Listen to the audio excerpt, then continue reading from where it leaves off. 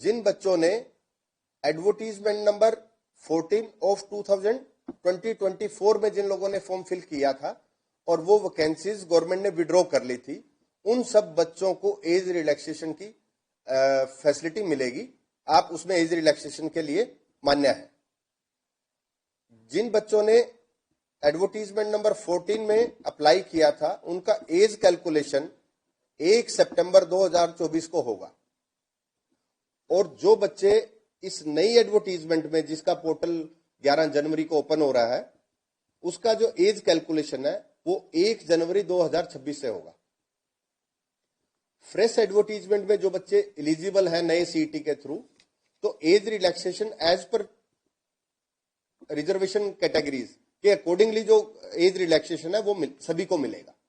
लेकिन बाकी जो एज रिलैक्सेशन है वो सिर्फ पुरानी एडवर्टीजमेंट के अकॉर्डिंगली ही मिलेगा। कुछ बच्चों ने हाइट रिलैक्सेशन पे भी क्वेरीज की है फिजिकल स्टैंडर्ड को लेके। तो अगर मैं फीमेल्स की हाइट की बात करूं तो जनरल कैटेगरी की फीमेल्स के लिए जो हाइट का क्राइटेरिया है वो 158 सेंटीमीटर है, और रिजर्व कैटेगरी की जो फीमेल कैंडिडेट्स हैं उनका 156 सेंटीमीटर। और जो रेस होगा उसमें 1 किलोमीटर फीमेल्स के लिए 6 मिनट्स में कंप्लीट करना है। Height for male candidates 170 centimetre for general category, 168 centimetre for reserve category, और जो रेस का पैरामीटर है 2.5 किलोमीटर इन 12 मिनट्स। एक्स सर्विसमैन के लिए 1 किलोमीटर को 5 मिनट में करना है। एक क्वेरीज आई है मैक्सिमम फीमेल कैंडिडेट्स की कि कुछ पैरामीटर्स जो रेस को लेके है कि कुछ प्रेग्नेंट वुमेन्स होती हैं इस टाइम पे, तो उनके आप सब सर्टिफिकेट्स हमें देंगे, मेडिकल सर्टिफिकेट्स देंगे। उसके बाद आप एग्जम्पशन है, लेकिन ज्वाइनिंग से पहले आप लोगों को वो रेस का जो क्वालिफाइंग क्राइटेरिया वो कंप्लीट करना पड़ेगा। पीएमटी पीएसटी के टाइम पे अगर किसी का प्रेगनेंसी का कोई डॉक्यूमेंट सबमिट करेंगे कमेटी के सामने, तो आपको एग्जम्प्ट कर दिया जाएगा for the time being. ESM, DSM और डीडीईएसएम के सर्टिफिकेट्स को लेके कुछ बच्चों की क्वेरीज हैं। एक्स सर्विसमैन में आपको सीईटी के टाइम पे आप लोगों ने ड्यूरिंग सर्विस भी अप्लाई किया है एक्स सर्विसमैन ने, लेकिन सेकंड स्टेज एग्जाम में आपको डिस्चार्ज के बाद ही आप अप्लाई कर सकते हैं। अगर डिस्चार्ज सर्टिफिकेट आपके पास है तो आप सेकंड स्टेज के एग्जाम के लिए एलिजिबल है। और डिपेंडेंट ईएसएम एलिजिबिलिटी सर्टिफिकेट आपका इशूड और रिन्यूड आफ्टर 12 जनवरी 2025। ये सभी लोग आप ध्यान से इसको नोट कर लें। जो एडवर्टीजमेंट नंबर 14 2024 और एडवर्टीजमेंट नंबर 1 2026, इन दोनों में जो डेट है वो सेम है। 12 जनवरी 2025 के बाद का वो रिन्यू होना चाहिए या इश्यू होना चाहिए। ये बहुत इंपॉर्टेंट है, बहुत लोग इस पे गलतियां करते हैं। अब मैं बात कर रहा हूं रिजर्वेशन सर्टिफिकेट्स की। रिजर्वेशन सर्टिफिकेट्स में बीसीए, बीसीबी, ईडब्ल्यूएस, इन सब के सर्टिफिकेट्स 1 अप्रैल 2025 के बाद का इश्यू होना बहुत जरूरी है। और जिस दिन तक फॉर्म सबमिट किए जाएंगे, last date of form closing date, तो आपके उस बीच के टाइम का होना चाहिए।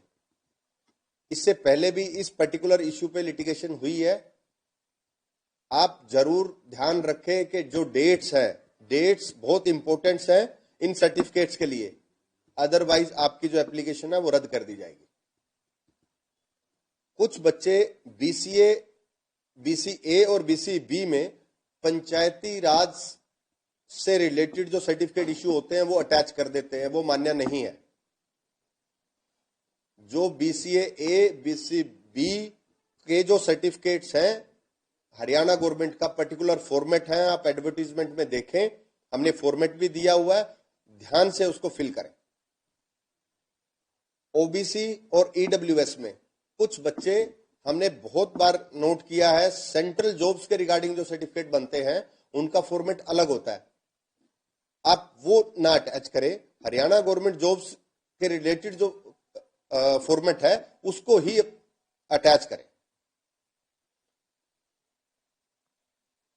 डीएससी और ओएससी के जो सर्टिफिकेट्स होंगे वो 13 नवंबर 2024 के बाद के बने हों, क्योंकि इस डेट पे नोटिफिकेशन हुआ था, ओएससी और डीएससी का बाइफर्केशन हुआ है।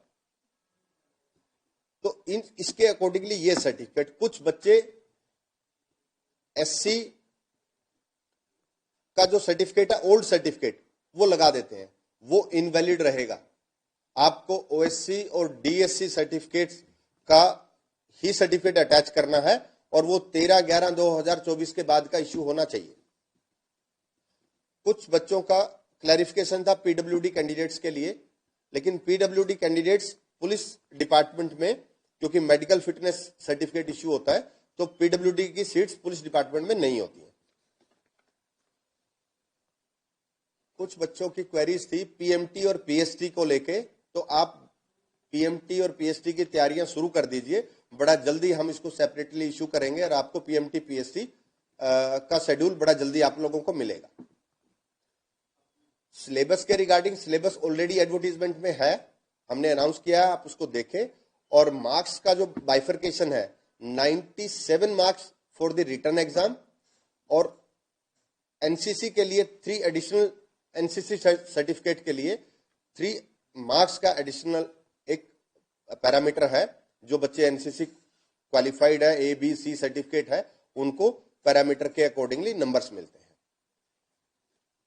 इसके अलावा जो बच्चे फॉर्म फिल करते हुए फोटो अपना क्लियर नहीं लगाते, एक पर्टिकुलर रेजोल्यूशन का फोटो जो क्लियर लेटेस्ट फोटो वो आपको लगाना चाहिए। कुछ बच्चे एड्रेस फिल नहीं करते प्रॉपरली, और अगर एड्रेस फिल नहीं करते तो उससे इम्पैक्ट ये आता है कि जब हम एग्जामिनेशन सेंटर एलोकेट करते हैं तो एड्रेस के बेसिस पे ही करते हैं, तो वो आपका दूर जा सकता है किसी पे, तो आप प्रॉपरली अपना एड्रेस फिल करें। और जो सर्टिफिकेट, जो फॉर्म्स आप लोग फिल कर रहे हैं, उस फॉर्म्स को अपलोड करने के बाद उसको, उससे पहले आप सारी तैयारियां कंप्लीट कर लें, जैसे कि सर्टिफिकेट प्रॉपर लगे हैं, उनकी डेट्स ठीक है, कोई सर्टिफिकेट ऐसा तो नहीं है जो मिसिंग है, उसके बाद ही उसको साइन करके अपलोड करें। कुछ बच्चे अपलोड ही नहीं करते, उनका एप्लीकेशन रद्द हो जाता है, और कुछ बच्चे विदाउट साइन अपलोड कर देते हैं। एक सबसे ज्यादा जो इश्यू कमीशन ने आइडेंटिफाई किया है कि बच्चे फॉर्म खुद फिल नहीं करते। तो मेरी आप सबसे रिक्वेस्ट है कि आप फॉर्म खुद फिल करें, और आप अगर फॉर्म फिल खुद भी नहीं कर पा रहे हैं तो आप फॉर्म का जब प्रिंट आउट लेते हैं तो उसको अच्छे से रीड करें, उसको चेक करें, एक एक पैरामीटर बहुत इंपॉर्टेंट है, तो उस पैरामीटर को आप चेक करें कि कोई ऐसा तो नहीं है जो आपकी फॉर्म को रद्द कर देगा। और बहुत सारे ऐसे बच्चे हैं जिनका फॉर्म प्रॉपरली फिल नहीं होता और वो सिलेक्शन जोन में होते हैं, लेकिन उनका रिकमेंडेशन लेटर हम लोग नहीं कर पाते क्योंकि उनके फॉर्म में गलती होती है। इसके अलावा कुछ लोग, जैसे 2-3 दिन पहले मैंने क्लैरिफिकेशन भी दिया सोशल मीडिया के माध्यम से कि कुछ बच्चों की क्वेरी ये थी कि एक जॉब ज्वाइन करने के बाद स्कोर इनवैलिड हो जाएगा। उसमें आप सीईटी पॉलिसी में देखें, क्लोज बिल्कुल क्लियर है, वहां मेंशन्ड है कि अगर आप कोई नौकरी ज्वाइन करते हैं उसके 90 दिन के अंदर अंदर आप सेम पे स्केल की किसी भी नौकरी पे स्विच कर सकते हैं, अगर कोई ऐसा रिजल्ट डिक्लेयर होता है या आपका कहीं सिलेक्शन होता है। और 19 डेज के बाद उस पे स्केल पे आपको बार कर दिया जाएगा, लेकिन हायर पे स्केल पे आप सभी जॉब्स के लिए एलिजिबल है जब तक आपका सीईटी स्कोर वैलिड है। लेकिन मैंने खुद भी इसको देखा है, हमारी सोशल मीडिया टीम ने भी देखा है कि कुछ बच्चे जब ऐसी खबरें आती हैं तो वो इस पे बहुत ज्यादा क्वेरीज करते हैं और किसी पे भी विश्वास कर लेते हैं। तो प्लीज आप ऐसा ना करें, आपको कोई भी क्लैरिफिकेशन चाहिए तो आप कमीशन से ले सकते हैं, मुझसे मिल सकते हैं, मेंबर साहिबान से मिल सकते हैं, सेक्रेटरी साहब से मिल सकते हैं। तो आप पैनिक क्रिएट ना करें और उसकी क्लैरिफिकेशन पे जाएं। कुछ यूट्यूबर्स सोशल मीडिया पे और अदरवाइज जो खबरें प्रॉपर वेरिफिकेशन के बाद नहीं करते, आप उसको वेरीफाई कर लें और वेरीफाई करने के बाद जो भी आपका नेक्स्ट स्टेप है उस पर जाएं। दूसरा जो सीएससी सेंटर का एक इश्यू आया है कि सीएससी सेंटर पे आप लोग फॉर्म फिल कराते हैं, जो बहुत सारे बच्चे हमें बोलते हैं। आप उनसे फिल करा सकते हैं, लेकिन कोशिश ये करें कि आप खुद फॉर्म फिल करें। बहुत बार ऐसा देखा गया है कि किसी बच्चे के सर्टिफिकेट किसी दूसरे बच्चे के साथ अटैच कर दिए जाएंगे, बहुत बार ऐसा देखा गया है। तो वो जब आप साइन करते हैं तो ध्यान करें इन चीजों का। तो जो ये क्वेरीज थी, ये जो हमारे सामने आई है, जो आप लोगों ने रखा, तो ये तो मैंने सारी चीजें जो आई हैं वो आप लोगों को क्लियर की हैं। कुछ लाइव में अगर कुछ है तो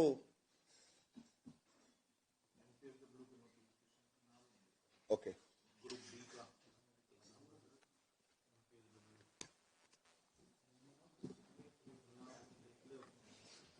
एक बच्चे ने क्वेरी की है कि रिवाइज रिजल्ट की ज्वाइनिंग। रिवाइज रिजल्ट जो है वो स्टे है, जब तक वो डिसाइड नहीं होता तब तक किसी भी बच्चे की हम ज्वाइनिंग कराने में असमर्थ हैं। तो जैसे ही case I think final stage पे है, जैसे ही वो डिसाइड होगा तो उसमें ज्वाइनिंग के प्रोविजन पे आगे काम करेंगे। जेबीटी मेवात कैडर में हम लोगों ने रिप्लाई फाइल किया है, इस पर्टिकुलर मैटर पे भी स्टे है और रिप्लाई फाइल हो गया, फाइनल स्टेज पे आर्ग्यूमेंट पे केस है। जैसा ही कंप्लीट होगा इसमें प्रोसेस स्टार्ट करेंगे। Group C waiting, group C waiting में रेगुलर मीटिंग्स चल रही हैं चीफ सेक्रेटरी ऑफिस से, और बड़ा जल्दी ही इसमें आप लोगों को हम एक इसको क्लियर करके, कुछ टेक्निकल इश्यूज है इसको रिमूव करके हम जेबीटी वेटिंग लिस्ट के लिए आपको वेटिंग लिस्ट का प्रोविजन करके देंगे। ओके। एक क्वेरी आई है कि पुलिस की वैकेंसी जो है वो बढ़नी चाहिए। तो ये हमारे ज्यूरिडिक्शन का मैटर नहीं है, जो रिक्विजिशन डिपार्टमेंट भेजता है हमें उस पर ही काम करना होता है। तो अभी हमें पुलिस डिपार्टमेंट ने 600 का ही किया है, तो इसको हम नहीं बढ़ा सकते, ये यही रिक्विजिशन है, तो इसके अकॉर्डिंगली हमें करना है। भविष्य में जो रिक्विजिशन आएंगी तो उसके अकॉर्डिंगली काम करेंगे।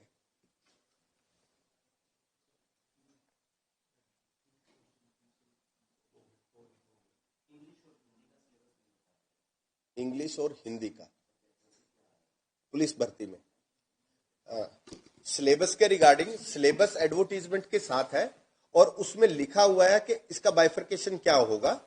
उस सारा बाइफर्केशन एडवर्टीजमेंट में आप उसमें देखें, उसमें हिंदी इंग्लिश सभी बाइफर्केशन उसमें है। तो आप प्लीज जो एडवर्टीजमेंट में जो सिलेबस है उसको अच्छे से ध्यान से पढ़ें।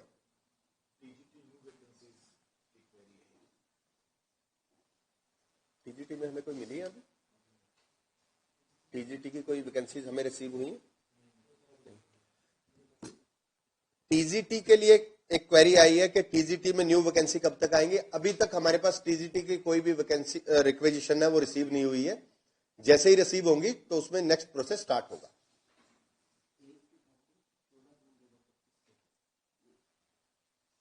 14 जून 2025। मैंने ये ऑलरेडी क्लियर किया कि एज की जो कैलकुलेशन है वो किस डेट पे होगी। जो जिन बच्चों ने एडवर्टीज नंबर 14 2024 को जो अप्लाई किया था, उनका एज कैलकुलेशन होगा 1 सितंबर 2024 को, और जो नए उसमें अप्लाई कर रहे हैं नई एडवर्टीजमेंट में, उनका होगा 1 जनवरी 2026 को। ये age calculation as per police rules है, तो उसके अकॉर्डिंगली होगा। तो इस पे आप ध्यान से इसको देखेंगे, एज कैलकुलेशन ऐसा होगा, और ये आपको सॉफ्टवेयर भी रिफ्लेक्ट करेगा, आपकी जॉब को दिखाएगा जब आप फॉर्म फिल करेंगे।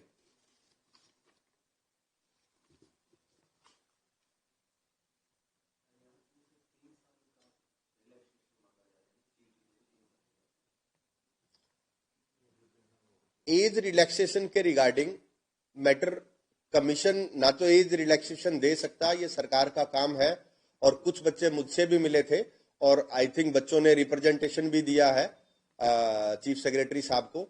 तो जैसे ही कोई इंस्ट्रक्शन आएगी उसके अकॉर्डिंगली हम एक्ट करेंगे। अभी हमारे पास ऐसा कोई इंस्ट्रक्शन नहीं है, तो इस पर्टिकुलर स्टेज पे तो मैं नहीं कर सकता।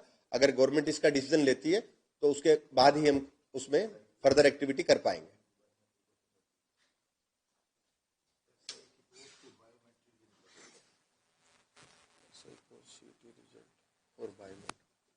एक बच्चे का सीईटी रिजल्ट से बायोमेट्रिक में कुछ बच्चों के बायोमेट्रिक नहीं हो पाए थे, उन सभी बच्चों के स्कोर कार्ड में हमने मेंशन किया है और बड़ा जल्दी आप लोगों को शेड्यूल देंगे। आपको जनवरी में भी हो सकता है और फरवरी के फर्स्ट वीक तक हम इसको स्टार्ट कर देंगे। तो आपको बायोमेट्रिक के लिए वेरिफिकेशन के लिए कमीशन एक शेड्यूल जारी करेगा और आप प्लीज उसमें आके बायोमेट्रिक करवाएं। जो सीईटी पॉलिसी में कुछ पर्टिकुलर पोस्टें हैं जो सीईटी में रखी गई हैं, जो टीचिंग है जैसे टीजीटी है, पीआरटी है, इनको बाहर रखा गया है सीईटी से, और बाकी जो सभी पोस्टें हैं वो सीईटी के अंडर आती है। तो आप सीईटी पॉलिसी अगर पढ़ेंगे तो आपको किसी भी पैरामीटर पे आपको पता लगेगा कि कौन सी पोस्ट सीईटी के अंडर है और कौन सी सीईटी के प्रीव्यू से बाहर रखी गई है। इस साल में हमने 5500 वैकेंसीज तो ऑलरेडी एडवर्टाइज कर दी हैं। आज हम 3112 और पोस्टें एडवर्टाइज कर रहे हैं जो पीछे विड्रॉ की थी। आज वो सारी, क्योंकि आज उनका लास्ट डेट है, तो आज हम उनको एडवर्टाइज कर रहे हैं और इनका नंबर है 3112। अगर उसमें से मेन जो मैं पोस्टें बोलूं, एक फिटर की पोस्ट है, ड्राफ्टमैन की पोस्ट है, ऑटोकैड की पोस्ट है, फॉरेस्टर है, स्टेनो है, ऑपरेटर है, ऐसी नंबर ऑफ पोस्टें हैं जिनका नंबर है 3112। वो आज हम एडवर्टाइज कर देंगे। तो तकरीबन 8800 के आसपास एडवर्टीजमेंट हो जाएंगी आज कंप्लीट, 5500 पुरानी और ये। तो आप लोग सारे पीएमटी, पीएसटी और ये बाकी पोस्टों की तैयारी करिए। इनका शेड्यूल हम जल्दी जारी करेंगे और जो इसके अलावा भी हमें कुछ रिक्वेजिशन रिसीव हुई है तो बड़ा जल्दी आपको उनका भी एडवर्टीजमेंट आपको आने वाले दिनों में देखने को मिलेगा। कुछ बच्चों की क्वेरीज है कि वहां पे टाइमिंग के लिए घड़ी लगी हो जब आप पीएम रेस के लिए जाएंगे, पुलिस डिपार्टमेंट की भर्ती के लिए, वो पॉसिबल नहीं है क्योंकि आपकी टैग लगा होता है, एक चिप लगी होती है आपकी बॉडी में, जो जैसे ही आप एंटर करेंगे तो आपको उस पर टैग करेंगे और उससे ही, क्योंकि फ्रैक्शन ऑफ सेकंड्स भी कैलकुलेट करते हैं, तो घड़ी से वो कैलकुलेट ही नहीं हो पाएगा। तो आप अपनी तैयारी रखें और आपको आइडिया होता है कि मैंने 2 किलोमीटर जो रेस है, जो बच्चे तैयारी करते हैं उनको टाइमिंग पता होती है कि मैं 2 किलोमीटर इस पैरामीटर पे कंप्लीट कर लूंगा। तो आपके इलेक्ट्रॉनिक वो जो डिवाइस है उससे ही ट्रैक हो सकता है, अदरवाइज वो फिजिबल ही नहीं है।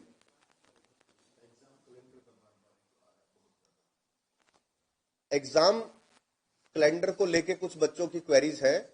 एग्जाम कैलेंडर में ये जो अभी एडवर्टाइज किया है इनको बहुत जल्दी आप लोगों को देंगे और एग्जाम कैलेंडर के लिए भी हम सरकार से बीच में 2-3 मीटिंग्स कर चुके हैं जिसमें बहुत अच्छी स्टेज पे हम चले गए हैं। जल्दी ही आप लोगों को वो भी एग्जाम कैलेंडर के लिए भी आपको जल्दी मिलेगा। लेकिन जो एडवर्टाइज किया है इनका तो आपको बहुत जल्दी हम लोग टेंटेटिव शेड्यूल जारी कर देंगे। फॉरेस्ट रेंजर का जो रिजल्ट है, फॉरेस्ट रेंजर में पीएमटी पीएसटी हो चुका है, लेकिन क्योंकि बीसीए ए और बीसीबी का जो रिजल्ट स्टे हुआ है ये उसके बाद डिक्लेयर होगा। जैसे स्टे वकेट हो जाएगा इमीडिएटली हम इसका रिजल्ट डिक्लेयर कर देंगे।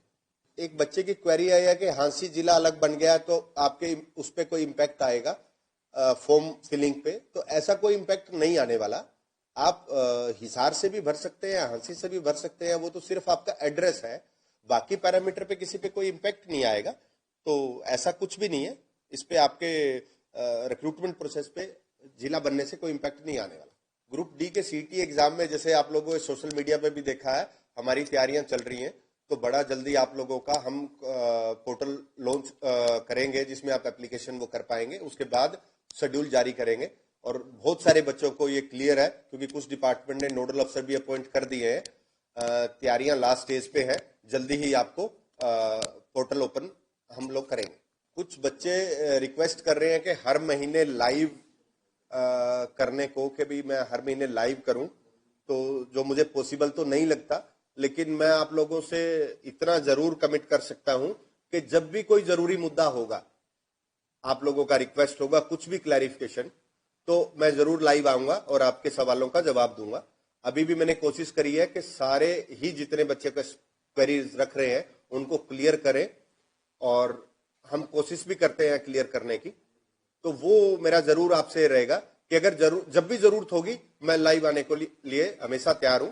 अगर लाइव आने से कुछ फायदा होता हो बच्चों का, तो मेरी तरफ से कभी भी ऐसा नहीं होगा कि मैं नहीं आऊंगा, मैं जरूर आऊंगा। हर महीने लाइव आना ये थोड़ा सा मुश्किल हो जाएगा, लेकिन जब भी जरूरत होगी तो मैं जरूर आऊंगा।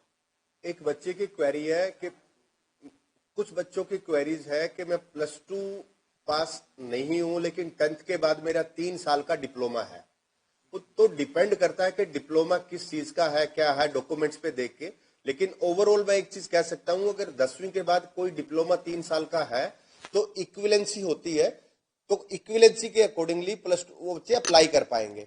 लेकिन ये सब्जेक्ट टू सब्जेक्ट वेरी करेगा कि आपका किस चीज का डिप्लोमा है, कहां से है। लेकिन ऐसा पैरामीटर है आपके, अगर 3 साल का डिप्लोमा है तो आप उसमें एलिजिबल हो सकते हैं। तो आप सर्टिफिकेट चेक कर लें, और कोई ऐसा पर्टिकुलर है तो कमीशन में आके विजिट कर लें। कमीशन में हम लोग आपको क्लैरिफाई कर देंगे। जो एज कैलकुलेशन आप बोल रहे हैं कि एज कैलकुलेशन कुछ बच्चे कह रहे हैं कि इन डेट्स पे क्यों हो रही है, एज कैलकुलेशन इन डेट्स पे इसलिए हो रही है, आप एडवर्टीजमेंट भी पढ़ेंगे तो उसमें बिल्कुल क्लियर है। इसीलिए मैं बार बार कह रहा हूं, एडवर्टीजमेंट पढ़े और उसके बाद आप अपना फॉर्म जो फिल कर रहे हैं उसको रीचेक करें। डेट एज जो कैलकुलेशन है वो पुलिस रूल्स में डिफाइंड है कि पुलिस रूल में जब भर्ती होगी किस डेट को काउंट होगा। जिस महीने में भर्ती होगी, जब भी होगी, उसकी फर्स्ट डेट को एज कैलकुलेट करेंगे, ऐसा पुलिस रूल्स कहते हैं। तो हमें उनके अकॉर्डिंगली ही ये एज कैलकुलेट करना पड़ेगा। बहुत ज्यादा क्वेरीज है एमपीएसडब्ल्यू मेल और फीमेल, तो दोनों की रिक्वेजिशन हम पे आ चुकी हैं, और हम जल्दी ही उसको, जैसे आज हम 2 एडवर्टाइज कर रहे हैं, आपको आने वाले 2, 4, 5, 10 दिनों में आपको इनकी भी वैकेंसीज की एडवर्टाइज हम इनको कर देंगे। तो रिक्वेजिशन हमारे पास आ चुकी है। अब शादी के बाद के कुछ ईडब्ल्यूएस के वो कर रहे हैं, ये काफी टेक्निकल क्वेश्चन है। इसमें जो विद इन स्टेट है उसका अलग इंपैक्ट है, और अगर शादी हरियाणा से बाहर हुई है उसका इंपैक्ट अलग है। तो दोनों पैरामीटर अलग है। मैं इस पे एक अलग से डिटेल क्लैरिफिकेशन सोशल मीडिया के थ्रू मैं शेयर कर दूंगा आने वाले 1-2 दिन में, तो आप लोगों को विद एग्जांपल तो ज्यादा बेटर होगा, वो आपको क्लियर हो जाएगा। हमने कोशिश की है कि मैक्सिमम बच्चों की क्वेरीज को एड्रेस करें, और मुझे लगता भी है कि शायद हमने मैक्सिमम क्वेश्चंस लिए हैं बच्चों के। तो मेरा अंत में आप लोगों से यही उम्मीद है, हम ऐसे ही बीच बीच में आते रहेंगे, आप लोगों के साथ चीजें शेयर करते रहेंगे। लेकिन मैं आपसे उम्मीद करूंगा कि आप कमीशन के साथ खड़े रहे। आप लोगों के बिना हम बहुत अच्छा काम नहीं कर पाएंगे। अगर बच्चे कमीशन का साथ देंगे तो हम टाइमली रिक्रूटमेंट भी कर पाएंगे, और बहुत ऐसी चीजें हैं जो बच्चे हमें बताते हैं। आप हमें सजेशन भेजते रहें, फीडबैक भेजते रहें, और बीच बीच में जब भी ऐसी कोई रिक्वायरमेंट होगी तो हम आपके साथ लाइव में चीजें शेयर करते रहेंगे। और जो हमें आप लोगों से सपोर्ट चाहिए वो ये कि बच्चे कोई भी गलत खबर पे विश्वास ना करें, आप उसको वेरीफाई कर ले कमीशन से। हम हर बार आपकी हर क्लैरिफिकेशन का जवाब देने के लिए रेडी हैं। आप अपनी तैयारी शुरू कर दें, फिजिकल की भी और सेकंड स्टेज के स्किल एग्जाम की भी।